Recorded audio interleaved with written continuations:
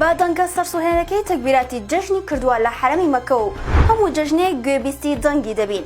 ئەو پیاوەی کە دەنگی لای هەمومان ئاشنایە، بەڵام لەوانەیە بە ڕوخسار نەیناسین و نەزانین کێیە. الله أكبر الله أكبر الله أكبر لا إله إلا الله.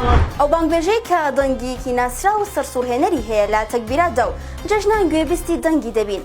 ناوی عەلی ئەحمەد مەلایە و بانگبێژی مزگەوتی گەورەی مەککەیە. لە ساڵی 1945 زانی لە شاری مەککەی سعودیا لەدایک بووە.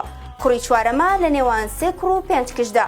لە بنەماڵەیەکە کە زۆربەی ئەندامەکانیان بەناو بانگ بوون لە کاری بانگبێژی لە مزگەوتی گەورەی مەککەدا. خوێندنی سەرەتایی لە مزگەوتی گەورەی مەککە خوێندوو و دواتر لە شاری جەددە درێژەی بە خوێندن داوە و بڕوانامی ماستەری لە پەروەردەی هونەریدا بەدەست هێناوە. لە تەمەنی 13 ساڵی لە منارەکانی مزگەوتی مەککەی پیرۆز بانگی دا و 6 ساڵ دواتر بووە بە بانگبێژی هەموو منارەکانی مزگەوتی مەککەی پیرۆز.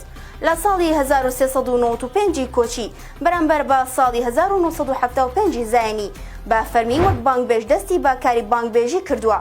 یەکەم بانگیشی کە داوێتی بانگی بەیانی بووە. الله أكبر الله أكبر الله أكبر.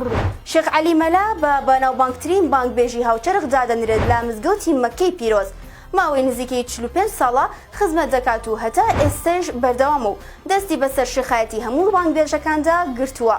بە خاوەنی تۆنێکی دەنگی جیاوازی مزگەوتی گەورەی مەککە لە هەموو جیهاندا ناسراوە و نازناوی بیلال الحەڕامی لەلایەن زۆربەی خەڵکەوە پێدراوە.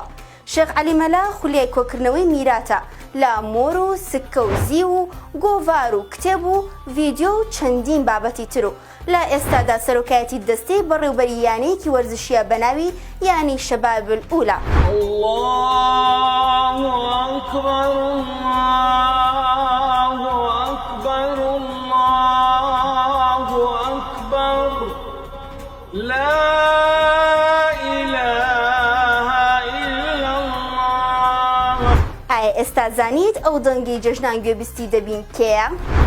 الله أكبر الله أكبر الله أكبر لا إله إلا الله.